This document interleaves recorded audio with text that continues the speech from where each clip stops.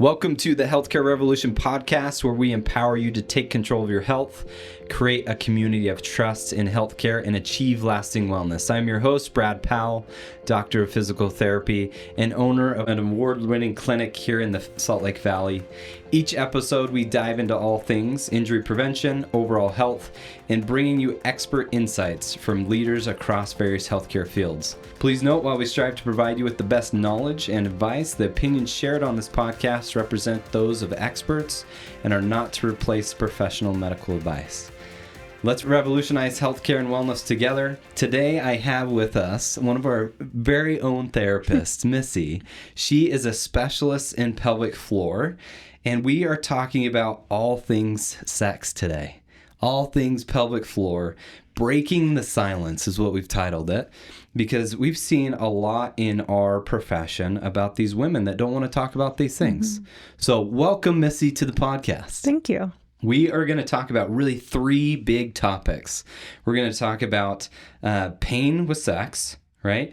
Urinary incontinence or leakage when you cough, sneeze, jump, urgency incontinence as well, and then also postpartum therapy. We've realized all three of these areas are very neglected, and Missy is a specialist in these areas, and she treats it very frequently every day, and we are going to talk about the taboos, the stigmas that come behind it, and we're really excited to talk about this topic.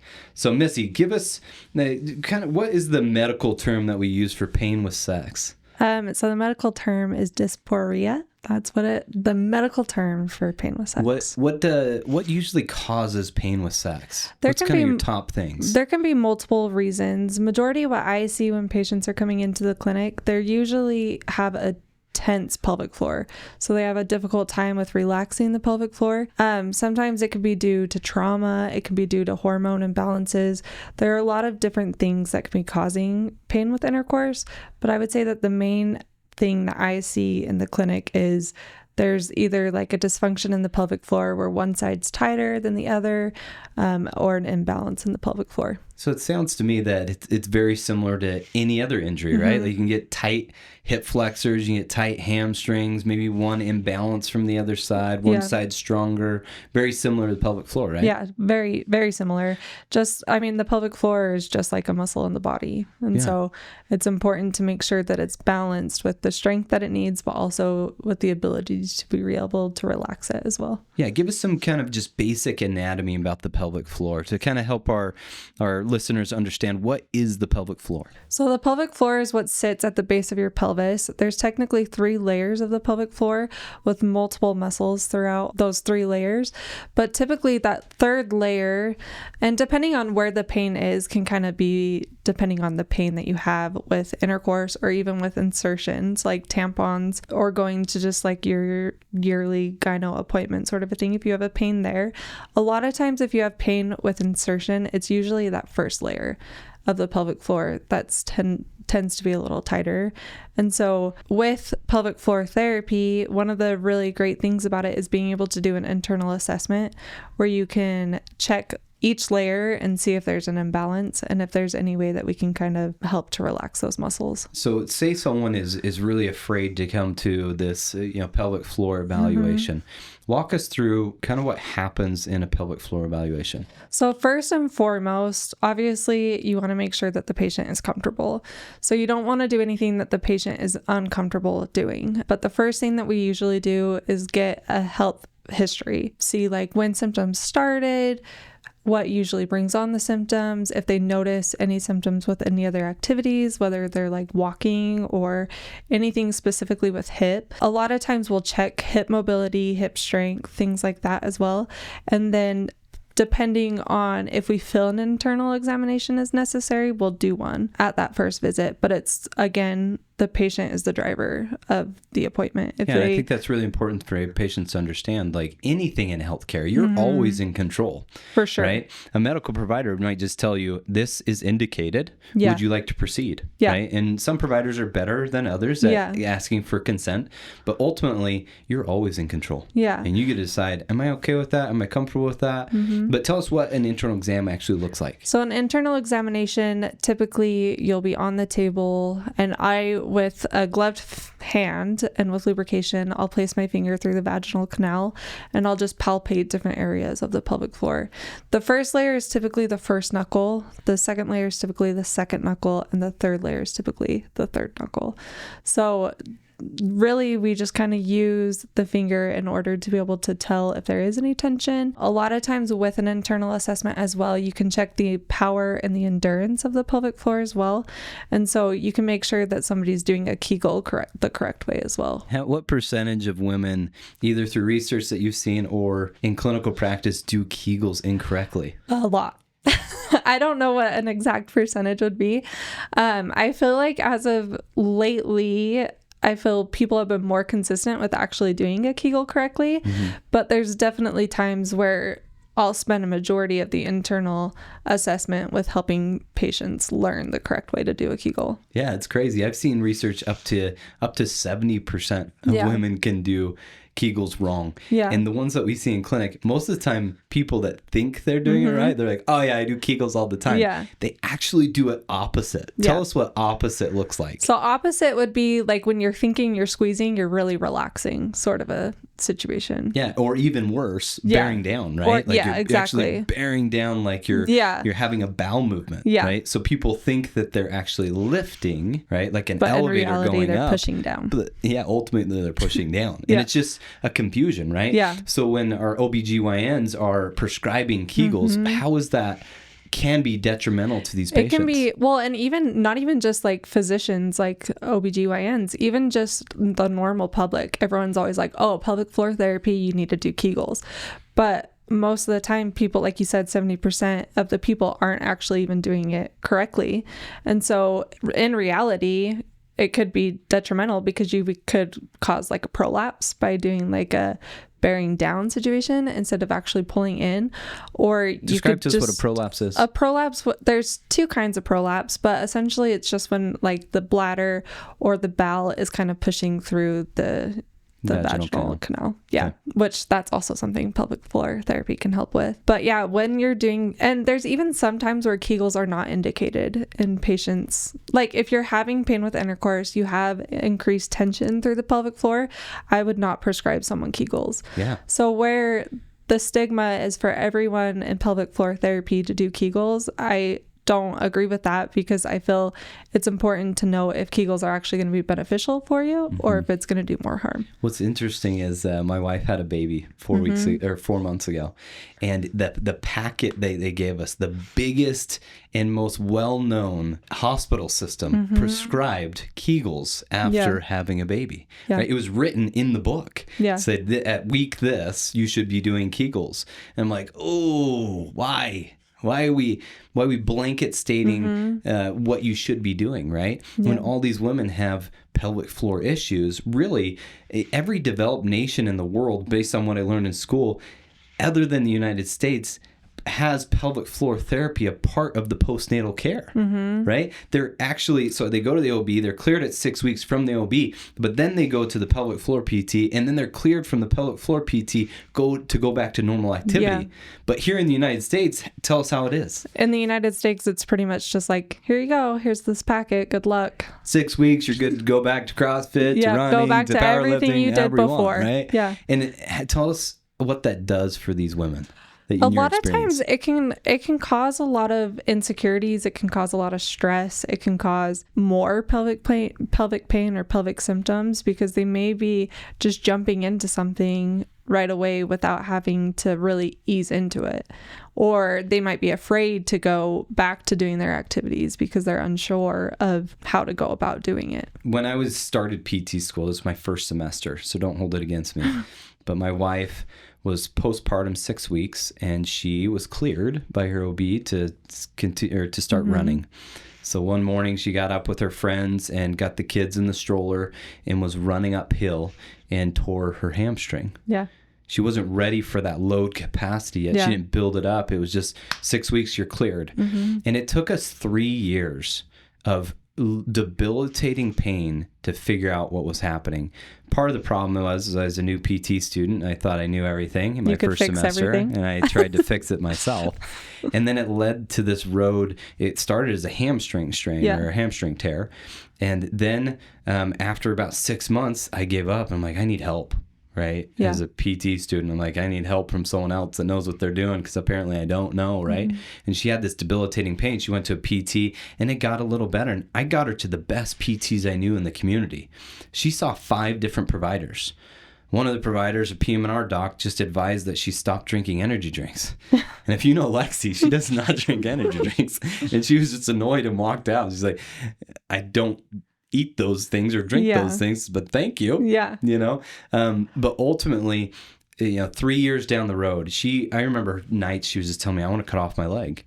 Like, I'm getting to the point where I want to amputate. Mm-hmm. Like, it hurts so bad. And it was in her hamstring. And then I found a pelvic floor PT, and I was talking to her about this case. And this is a PT that had been practicing for 20 years in pelvic floor. And she's like, have you ever checked her pelvic floor? And at this point, I was already graduated. I'm like, I don't even know what that means. Yeah. Right. And we had education and we did internal exams in school, and I had a good idea what that looked like, but I didn't think, how does the pelvic floor refer to the hamstring? Have you seen that in your patients? Oh yeah. I see it all the time where it can really be a pelvic floor issue, but they're having back pain, they're having leg pain, they're having all sorts of different symptoms. Absolutely. I had a patient that had been dealing with back pain for quite a few years, and they were originally seeing another PT in the clinic, and that PT was kind of like, I'm almost wondering if we need to check your pelvic floor. So I did an internal examination on her, and I was able to recreate her back pain like right there in that spot. It's absolutely amazing. Yeah. So if you have had back pain or hip pain or hamstring pain and a PT hasn't solved it, that's not, I would look at the pelvic floor. Definitely look at the pelvic floor, because that's a huge thing that's missed in our profession, because PTs are not trained really well on the pelvic floor. You just know, honestly, just the necessities. Yeah. Tell us, anatomically speaking, why does the pelvic floor refer to these other areas? So the pelvic floor, the way that it is positioned, it kind of attaches to the pelvis and also to the back. And so a lot of times if those muscles are tense, painful, anything like that, then it can kind of radiate, so going up or down. So there's muscles that attach to the same place where the pelvic floor attaches. And so when that is irritated, it can send. So it's very similar to the heart, right? The heart, when we feel a heart attack, we feel it in the shoulder, the arm, right? Yeah. So it's referred to another place, is what you're saying. Yeah. Great. Yeah, I think it's super important that clinicians, doctors, anyone that's looking at back pain, hip pain, hamstring pain, adductor pain, they realize that the pelvic floor is connected to those things. Yeah. And just because your pain is there doesn't mean that's where the root cause is. And having that basic understanding is super important for the appropriate diagnosis. Yeah, I completely agree. And I think too, yes, an internal examination may be scary, but there's things that you can check externally to see if it is causing if the root cause is from the pelvic floor. Yeah, absolutely. So you're saying you can push on some different areas to say, okay, maybe we would definitely need to do an internal exam. Yeah, exactly. And the thing is, why do you feel like these stigmas exist? Tell us about the stigmas and taboos you see. I think it's just an uncomfortable conversation. I think most people are afraid to admit that something is going wrong, or they feel like maybe they're less of a person because they have pain with intercourse, or when they're doing the jump rope, they pee themselves a little bit. I think it's just an embarrassing topic. Yeah. And so most people don't like to share it. So I think it's important as a clinician to, especially if you're having these conversations for the first time, to allow privacy, because I feel people would be more open if there was more of like a private conversation sort of a thing. So you're saying not in the big open space with all the people? No, yeah, I wouldn't have someone in the big open space and just be like, so were you able to have sex and was it pain-free? Like that's for sure not something that I would ever do. I'd make sure that it would be a more comfortable aspect to be able to talk with. And ultimately, like the privacy for the patient. Some patients will come in and they're like, I had sex for the first time without pain, right? And they're so excited about it. I had this gal, she had pain with sex for 30 years. Oh, my heart just went out to her. She had pain for 30 years, and she came into the clinic, and literally her husband came in with her, and her husband gave me a big hug, and they were just in tears. They're like, we literally had sex for the first time with no pain, and I was so happy for him. I'm like, honestly, those are like some of the best words that as a therapist I could hear. It's so incredible. Do you have any stories like that? I've had quite a few where it's been like patients have had a lot of pain with intercourse, and so it's been something that they just, I mean, intercourse is such an important part of a relationship, and so when you're having pain and you take that important part out of the relationship, it can cause so many other issues. And so I think me as a clinician, my most favorite thing and the most rewarding thing for me is when patients come in and they say, oh, I was able to have sex and it didn't hurt. And most of the time they start crying, honestly. So then I start crying, obviously, right? But I think that that's like the most rewarding thing about pelvic floor therapy. Yeah, absolutely. It's making such a difference. Let's shift gears and talk a little bit about the two different types of incontinence. Tell us about them. So there's a stress incontinence and there's an urge incontinence. With stress incontinence, that's typically what people in the general public will say, oh, that's what happens after pregnancy.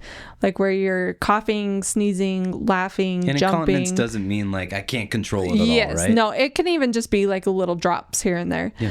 That's not normal. You do. Let's just get that on the table. You're telling me it's not normal to leak at all? No. At any point in time? You should not leak. You should not leak ever.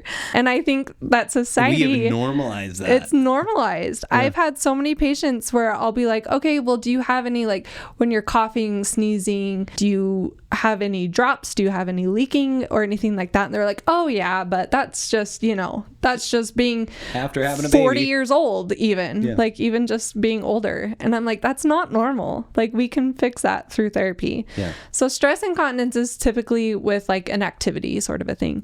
Urge incontinence is sometimes where you have a hard time controlling like your need to pee. So like it can be, there's like this thing called key syndrome where you're putting your key into the door and you're like, oh, I have to go now. I need a bathroom now. A lot of times it's like a triggered response, similar to like smoking. Yeah. Someone has breakfast, they have a triggered response. Oh, I gotta have a cigarette. Yeah. And most of the time when people have the urge incontinence, they're the type of people that are always looking for a bathroom wherever they're at. Like instead of enjoying their time at a restaurant, they're looking, okay, the bathroom's over there. They're How long would it take times. me? Yeah, at all times. And I've had so many patients. And maybe all night too. Yeah. Yeah, like constantly are getting up in the middle of the night to go to the bathroom. And that's where like bladder retraining can be a huge Awesome. Let's talk about just simply, what do you do for treatments to give the general public the idea of what do we do for treatments for stress incontinence and then urgency incontinence? So with stress incontinence, a lot of times what we are doing are activities that might like start to cause that leakage. But you always start most of the time with getting that core strong. A lot of times people think, oh yeah, my core is strong, but really that trans abdominis muscle, they have no control over. So it's really a pressure management more than anything. A lot of pressure management. So we always start by the basics, making sure core is nice and tight, and then we start getting into and core doesn't necessarily mean like the six pack muscle. No, tell us a little it's about the that. deep core.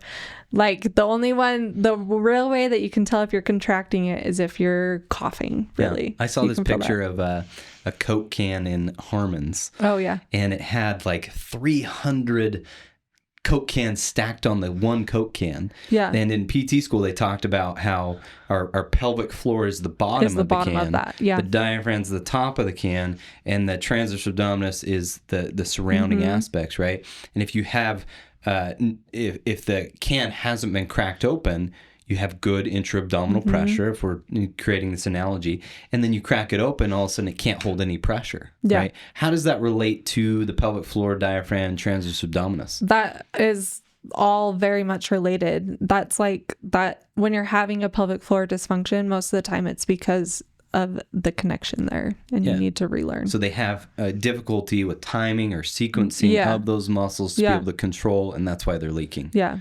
Give us a little bit more about what you do. So you identify the activities that they have. Let's say they have leakage with coughing or leakage with double unders with the jump rope. Yeah. Where do you so start? A lot of times, so again, like I said, you'll start core, you'll start hip strengthening, kind of all general movements around the pelvic floor. Make sure So you'll identify where they are weak first, right? Yes. You're going to customize the program off of what you've identified. Yeah.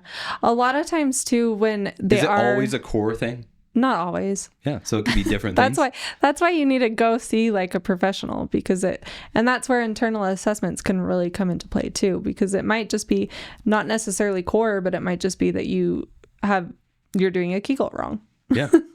So it's important to identify that. With higher level athletes that have the leaking with like jump rope or stuff like that, a lot of times we'll do like the pelvis rotating on the femur sort of exercises, just because that also helps with control. Awesome. Tell us what you do. You kind of work in the powerlifting world a little bit. Your husband does as well. Yes. If a woman is powerlifting, lifting super heavy, is it normal for them to leak? No. A lot of breath work with that. You need to learn to make sure that you're contracting the pelvic floor with your breath work. Yeah. So if you're going to the gym and you see people with black leggings, what does that typically mean? No, I mean, I wear black leggings.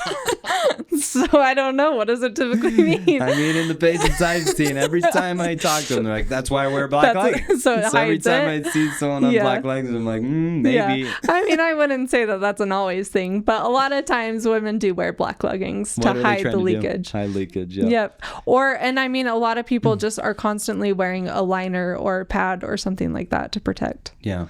So fix your pelvic floor. Yes. Let's talk about urgency. Yes. How do you retrain the bladder? So usually what I'll do at the first appointment, if it is an urge incontinence situation, I'll have them keep a bladder diary. A lot of times urge incontinence can happen by like drinking caffeine too late or drinking eating specific foods as well. And so I like to do a bladder diary of 3 days to be able to see kind of like where things, and on the bladder diary it will mark how much leakage they've had, how much the urge was present, stuff like that, what they're eating. Yeah, it gives me an idea of like their whole day really, and how many times they've gone to the bathroom and stuff like that, so that way I can. How many times a day is it normal to go to the bathroom? I want to say it's 8 if I remember off the top. I think it's like 8 to 10. Yes. But you think about like the general public in your day, treating all day patients, do you go 8 to 10 times? No. Yeah, I mean, but some people are going every half hour. Yes. When you look at those bladder diaries. You know? Yeah. And I even notice, it's funny, being a pelvic floor therapist, I notice just like sometimes people are constantly going to the bathroom, and in my head I'm like, okay, like, is this because you're bored? Is it because like you have a weak pelvic floor and we need to work on it? But I feel like in my mind I've started to notice like people that are just constantly going to the bathroom. Yeah, it's pretty wild. Yeah. When you think about the bladder, anatomically speaking, it's really small. Yeah. And when it fills up, it goes to a certain level of stretch, and then it's supposed to trigger a response to say you need to go to the bathroom. But these people, their bladder will only get a quarter-lay full, and they've trained it to create this triggered response to go to the bathroom, right? But it's only a quarter-lay full. Yeah. So a lot of it is just teaching them how to change those triggers, right? And I think a really important thing too when it comes with urge incontinence, there's this thing that's called just in case peeing, right? Where it's like, okay, I'm going to leave. I'm going to go to the bathroom just in case, right? And I feel like that's part of where the urge incontinency will come from, because you're training your brain like, oh, there's a bathroom here, I'm gonna go. Yeah. And so then you'll see a bathroom and you'll be like, oh, I have to go. Yeah, you're like, I'm gonna go just in case. I'm gonna go to the grocery store, I'll be in there for an hour. Yeah. But when I get to the grocery store, it's like, oh, there's the bathroom, I'm gonna go just in case, because I only got 15-minute drive to home, right? Yeah. And they keep doing that all day long. They're really just training their bladder. I need to go all the time. Yeah. Right? Yep. Exactly. Yeah, I love it. So if you have bladder issues, see a PT. Yeah. It is not normal. Do not wear liners. Yeah. Let's get people's pelvic floor back to where they need to, so they don't leak and they don't need to go to the bathroom all the time. Okay. Our last topic is postpartum care. Yes. Why would someone seek a physical therapist after having a baby? I think everyone that has had a baby should seek a physical You're saying therapist. every single person. I Tell think us that why. it should be the norm.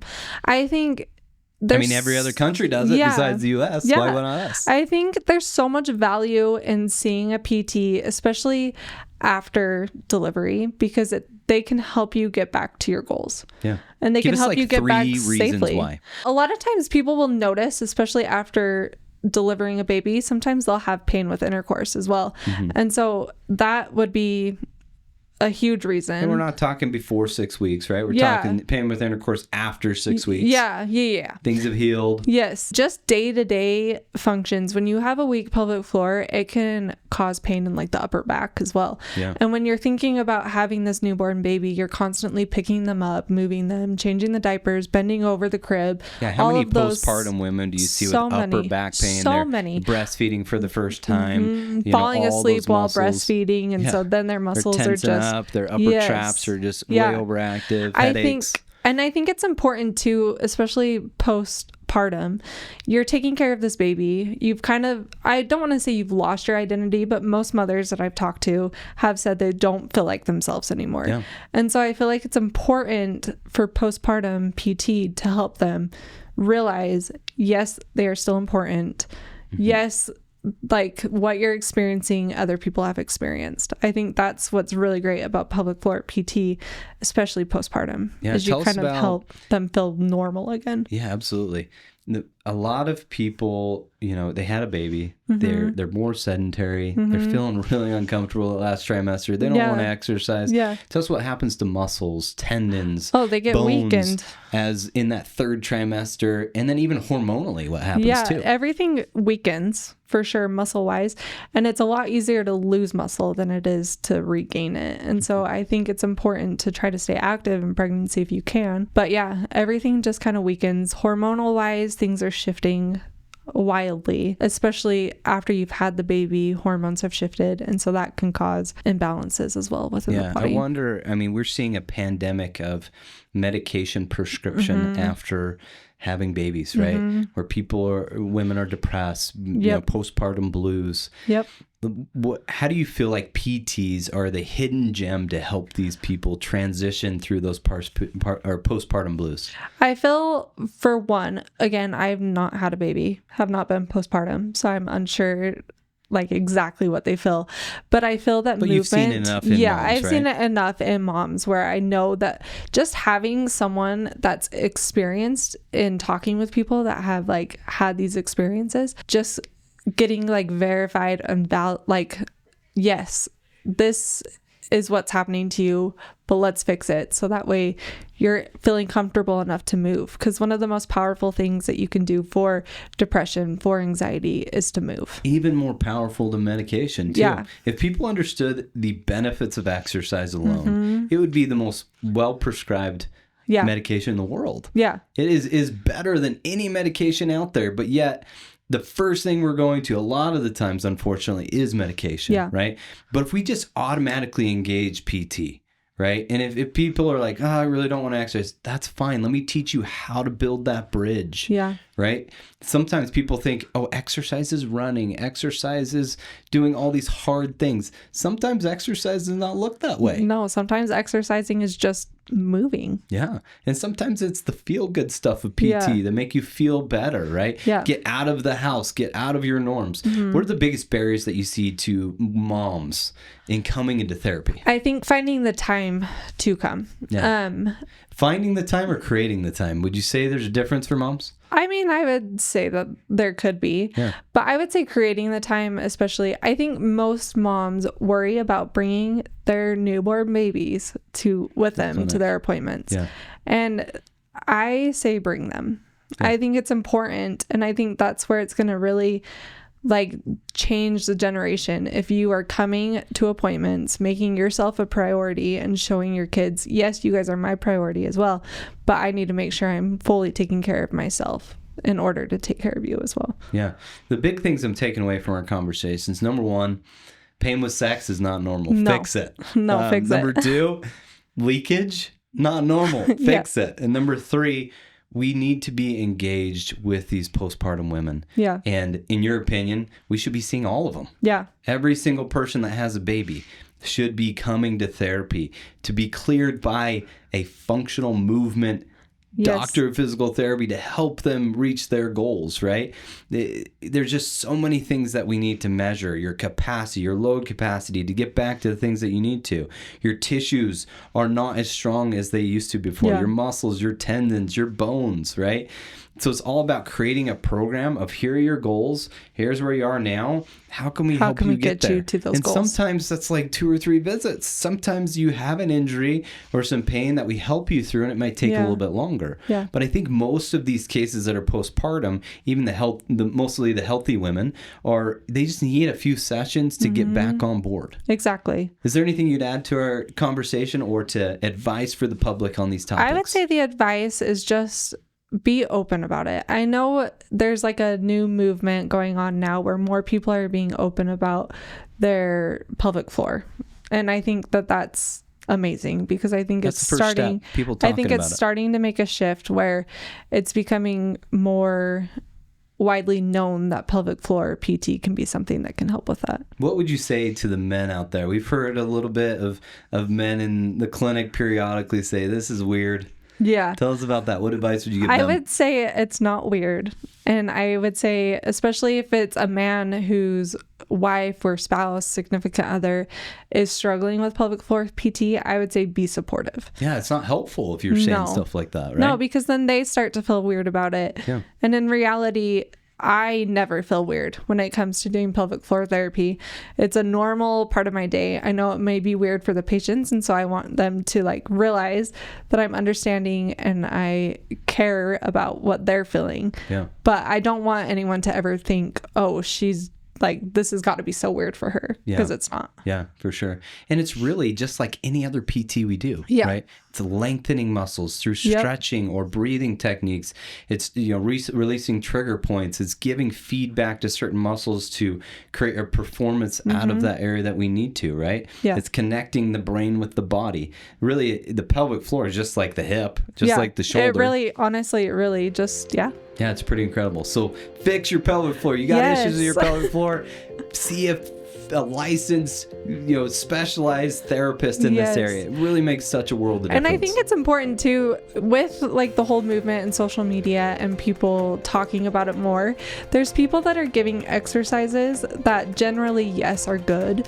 But I still think if you're trying those exercises and it's not really making a difference, I would for sure go see a pelvic floor therapist. Absolutely. Thank you, Missy, for joining us today on such a crucial topic. Let's break the silence of pelvic floor therapy. Fix people's pelvic floor. You shouldn't be dealing with these issues, so get into someone that can help you today. Yeah. Thanks for joining us, Missy. You're welcome.